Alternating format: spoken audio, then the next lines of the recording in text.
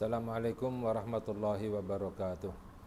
Bismillahirrahmanirrahim. Alhamdulillahi rabbil alamin. Wassalatu wassalam ala sayyidina Muhammad miftahi babi rahmatillah adada ma fi ilmillah. Salatan wa salaman daimaini bidawami mulkillah wa ala alihi wa sahbihi wa man walah. Allahumma la ilma lana illa ma 'allamtana wa la fahma lana illa ma alhamtana innaka antal alimul hakim. Allahumma ahrisna min dhulumatil wahmi wa akrimna binuril fahmi waftah lana abwaaba fadlika wa rahmatika wa ghazaini ilmika birahmatika ya arhamar rahimin amin ya rabbal alamin.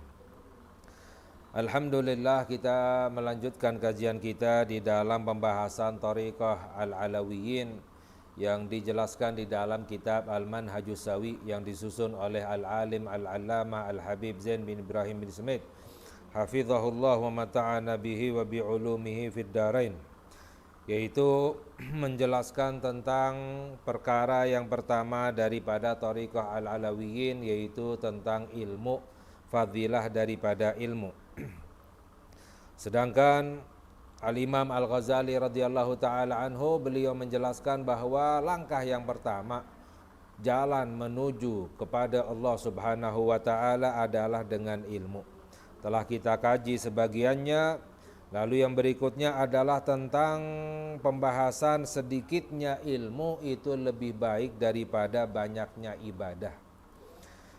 Yaitu yang pertama, an Abi Umamah Al-Bahili radhiyallahu anhu qala dzukira li Rasulillah sallallahu alaihi wa alihi wasallam rajulani ahaduhuma abidun wal akharu alimun. Pernah disebutkan kepada Nabi Muhammad sallallahu alaihi wasallam tentang dua orang. Yang pertama, orang itu adalah abid ahli ibadah, dan yang kedua, orang itu adalah orang yang berilmu. Faqala Rasulullah sallallahu alaihi wasallam fadlul alimi 'alal 'abidi ka fadli 'ala adnakum. Lalu Nabi Muhammad sallallahu alaihi wasallam mengomentari tentang dua orang ini, ahli ibadah dan ahli ilmu. Beliau bersabda, fadlul alim, kelebihannya orang yang alim, orang yang berilmu di atas orang yang ahli ibadah, itu seperti kelebihanku di atas orang yang paling rendah di antara kamu, di antara para sahabat. Jadi kelebihannya orang yang berilmu di atas orang yang ahli ibadah seperti bandingannya Nabi Muhammad sallallahu alaihi wasallam dengan sahabat yang paling rendah. Tentu saja bandingannya Nabi Muhammad sallallahu alaihi wasallam dengan sahabat yang paling mulia itu sangat jauh sekali. Apalagi dengan sahabat yang paling rendah, ini bandingan antara alim dan abid, ahli ilmu dan ahli ibadah. Lalu bagaimana bandingan antara orang yang berilmu dengan orang yang jahil? Wa qala sallallahu alaihi wasallam bainal alimi wal abidi mi'atu darajah. Baina kulli darajataini hudrul jawadil mudhammari sab'ina sanah. Dzakarahu fil ihya. Dalam hadis yang lain sabda Nabi Muhammad sallallahu alaihi wasallam, antara orang yang berilmu dengan orang yang ahli ibadah itu sejauh 100 derajat. Antara dua derajatnya itu sejauh hudrul jawadi, yaitu kuda yang kuat yang berlari kencang. Al-mudhammar, kuda yang terlatih, yang kuat, yang berlari kencang. Sab'ina sanah, selama 70 tahun. Ini bandingan antara dua derajat.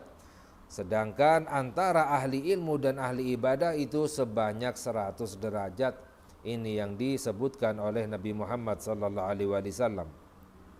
Wa warada aidan marfu'an majlisu fiqhin khairum min ibadati sittina sana. Dalam hadis yang lain, hadis marfu', sabda Sayyiduna Muhammad sallallahu alaihi wasallam, yaitu majlis ilmu lebih baik daripada ibadah 60 tahun. Maknanya adalah ibadah tanpa ilmu. Majlis ilmu, menghadiri perkumpulan membahas tentang ilmu agama, lebih baik makna, lebih baik, lebih besar pahalanya daripada ibadah selama 60 tahun. Wa anhu sallallahu alaihi wasallam khairu dinikum aisarahu wa khairul ibadati al-fiqhu. Dalam hadis yang lain sabda Nabi Muhammad sallallahu alaihi wasallam, sebaik-baiknya agama kalian, maknanya amalan di dalam agama adalah yang paling mudah. Jadi sebaik-baiknya amalan adalah yang paling mudah, dan sebaik-baiknya ibadah adalah ilmu.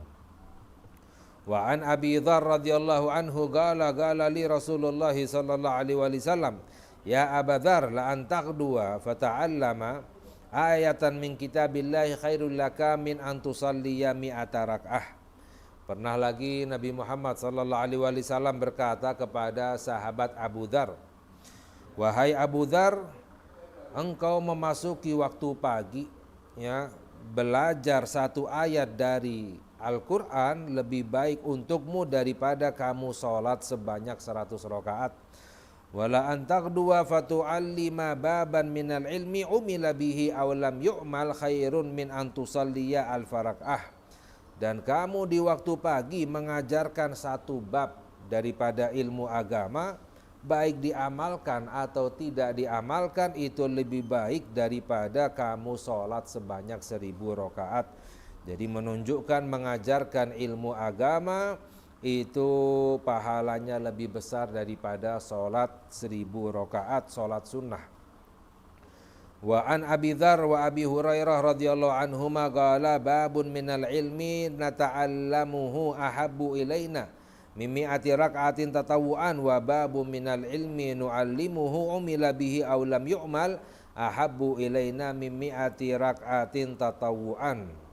Diriwayatkan pula bahwa sahabat Abu Dzar dan sahabat Abu Hurairah radhiyallahu taala anhuma berkata, satu bab daripada ilmu agama yang kami kaji, yang kami pelajari, lebih kami cintai, lebih kami sukai daripada sholat sunnah sebanyak 100 rakaat. Mengapa dicinta oleh para sahabat? Karena para sahabat tahu pahalanya lebih besar mengkaji ilmu agama. Wa babu minal ilmi nu'allimuhu umila bihi aw lam yu'mal ahabbu ilaina min mi'ati rak'atin tatawu'an. Dan satu bab daripada ilmu agama yang kami ajarkan, baik diamalkan atau tidak diamalkan, lebih kami sukai daripada sholat sunnah 100 rakaat. Karena para sahabat tahu ini pahalanya lebih besar dari Allah, sebab mendapatkan kabar dari Nabi kita Nabi Muhammad sallallahu alaihi wasallam. Wa qad dhahara bima dzakarnahu annal istighala bil ilmi lillahi afdalu min nawafilil ibadatil badaniyah min salatin wa siyamin wa tasbihin wa du'ain wa nahwi dzalik. Dan dijelaskan oleh beliau al-alim al-allama al-Habib Zain bin Ibrahim Ismail, beliau berkata, dan telah nampak apa yang kami sebutkan, bahwa orang yang sibuk dengan ilmu, mengkaji ilmu agama karena Allah, niatnya ikhlas untuk mendapatkan hidayah dari Allah, itu lebih afdal, lebih baik, lebih besar pahalanya daripada ibadah-ibadah badan yang sunnah seperti sholat, puasa, tasbih, doa, dan lain sebagainya. Mengapa? Li'anna naf'al ilmi ya'ummu sahibahu wan nas. Karena manfaatnya ilmu itu menyeluruh, baik untuk dirinya sendiri maupun kepada orang lain.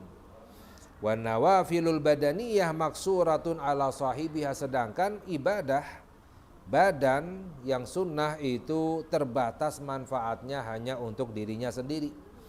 Wa li'annal ilma musahihun li ghairihi minal ibadat. Dan juga karena ilmu yang dapat membuat sah daripada ibadah-ibadah.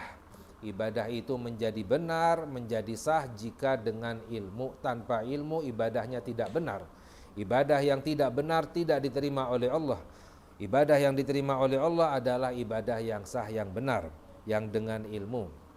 Fahiya taftagiru ilaihi wa tatawaqqafu alaihi wa la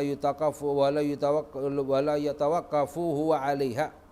Sehingga ibadah itu membutuhkan ilmu, bergantung kepada ilmu, dan ilmu tidak bergantung kepada ibadah. Wa li'annal ulama warathatul anbiya alaihimus salatu wassalam wa laysa dzalika lil muta'abbidin. Dan juga karena al ulama, orang yang berilmu, itu adalah pewarisnya para nabi. Sedangkan hal itu tidak didapatkan oleh orang-orang yang ahli ibadah. Ya, para pewarisnya para nabi adalah orang-orang yang ahli ilmu, para alim ulama. Wali anna ta'atal alim wajibatun ala ghairi fihi, dan juga taat kepada orang yang alim yang berilmu wajib di dalam agama. Wali annal ilma yabqa atharahu ba'da mauti sahibihi, dan juga karena ilmu itu akan terus kekal pengaruhnya, peninggalannya, manfaatnya setelah meninggalnya orang yang berilmu. Ilmunya terus bermanfaat. Wa ghairuhu minan nawafil tanqati'u bi mauti sahibiha, sedangkan ibadah-ibadah sunnah terputus, ya, terputus dengan meninggalnya orang yang beribadah. Wali anna fi bagail ilmi ihya syariah wa hifdza ma'alimil millah, dan juga karena di dalam menjaga ilmu itu merupakan yang dapat menghidupkan syariat. Syariat menjadi hidup dan menjaga daripada syiar-syiar Islam, syiar-syiar agama dapat dijaga dengan ilmu, sehingga ilmu itu menjadi lebih baik, walaupun ilmu yang sedikit lebih baik daripada banyaknya ibadah. Namun tentu saja ilmu yang bermanfaat adalah ilmu yang diamalkan. Jika tidak diamalkan tidak bermanfaat. Al ilmu bila amalin kasajaratin bila thamar. Ilmu tanpa amalan seperti pohon tanpa buah. Walaupun ilmu lebih mulia daripada ibadah, namun ilmu itu harus diamalkan dengan ibadah. Semoga Allah Subhanahu wa taala memberi hidayah kepada kita. Allah jadikan kita hamba-hamba yang dimuliakan, yang diselamatkan oleh Allah dunia dan akhirat. Amin ya rabbal alamin. Wa sallallahu ala sayyidina Muhammad wa ala alihi wa sahbihi wa sallam. Walhamdulillahi rabbil alamin. Wassalamualaikum warahmatullahi wabarakatuh.